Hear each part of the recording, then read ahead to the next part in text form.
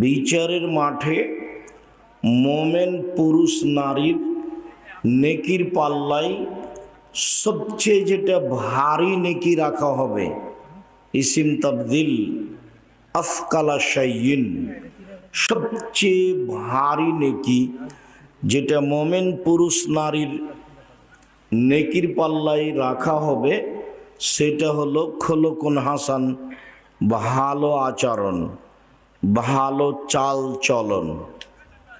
আমরা ভালো আচরণ ভালো চাল চলন বুঝি। মানুষে বলে ছেলেটা খুব ভালো, মানুষে বলে ছেলেটার স্বভাব এত ভালো, এই যে মানুষ ভালো চাল চলন বুঝে। মানুষে বলে ছেলেটা খুব খারাপ, আবার কেউ বলে ওর নাম নিও না তো, ওর নাম নিতে আমাকে ঘৃণা লাগে, ছাড়ো দোমুখার কথা, দুনিয়ার বদ। এই যে মানুষ মানুষের চাল চলন বুঝে, ভালো মন্দ মানুষ বুঝে এবং বলে। এমনিতে আমি একটা বাস্তব বলি, আপনাদের এখানে রাস্তার উপরে অটো একটা দাঁড়িয়ে আছে, তো আমি অটোতে বসে আছি। এখন আপনি অটোতে উঠতেই ছেলেটা অটোটা টান দিয়েছে, তো আপনি আমার গায়ের উপরে ধাক্কা খেয়ে পড়ে গেছেন। তো আমি তখন বলছি বসেন বসেন, কোনো সমস্যা নেই, বসেন বসেন, কোনো সমস্যা নেই, বসেন, একটু সরে গিয়ে বলছি। অথবা আমি বলছি চোখ নাই, একটু দেখে উঠতে পারেন না, কপালে চোখ নাই, একটু দেখে উঠতে পারেন না। তো কোনটা ভালো? তাহলে আমরা ভালো চাল চলন বুঝি, এইটা নেকির কাজ। শুধু নেকি নয়, একটা মনে রাখবেন কথা, সদাচরণের নেকি যত ভারী, ইবাদতের জগতে এমন কোনো নেকি নেই যেটা তত ভারী।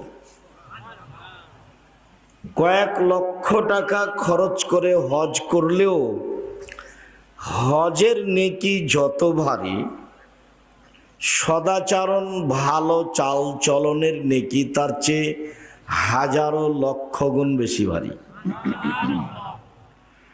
ইবাদতের জগতে সবচেয়ে দামি ইবাদত হলো সিয়াম, রোজা। মানে এক ভিন্ন ধরনের ইবাদত, যার নেকি নাই, নেকি বলতে জান্নাত। এরপরে এর ফলাফল যত ভারী,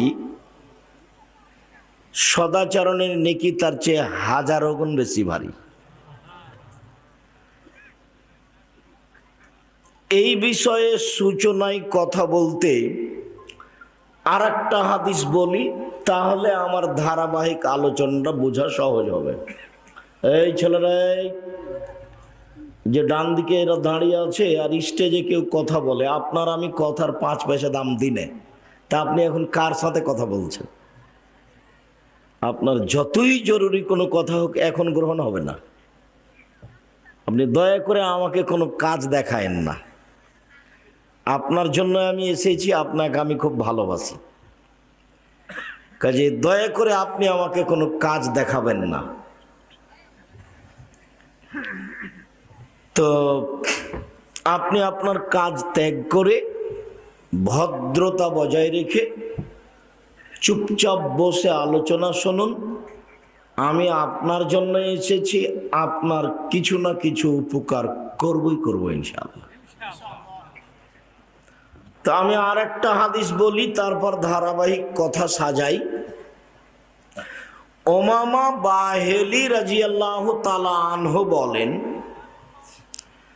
রাসূল সাল্লাল্লাহু আলাইহি সাল্লাম একদা বললেন, আনা যাইমুন বিবাইতিন ফি ওয়াসতিল জান্নাহ লিমান তারাকাল মিরাহা ওয়া ইন কানা মুহিক্কান। কেউ যদি তর্ক ছেড়ে দেয়, সত্য হলেও তর্ক না করে, মুহাম্মদ সাল্লাল্লাহু আলাইহি সাল্লাম বলছেন, কেউ যদি সত্য হলেও তর্ক করবে না। একজন বলছে এইটা আব্দুর রাজ্জাক সাহেব বলেছেন, আরে না এটা বলেছেন, আরে না এটা বলেছেন। তখন আপনি বলছেন আসসালামু আলাইকুম, আপনি থাকেন, আমি গেলাম, আমি তর্ক করতে রাজি নই। এইরকম লোককে আল্লাহর নবী জান্নাতে একটা ঘর নিয়ে দিবেন। এই জিম্মেদারি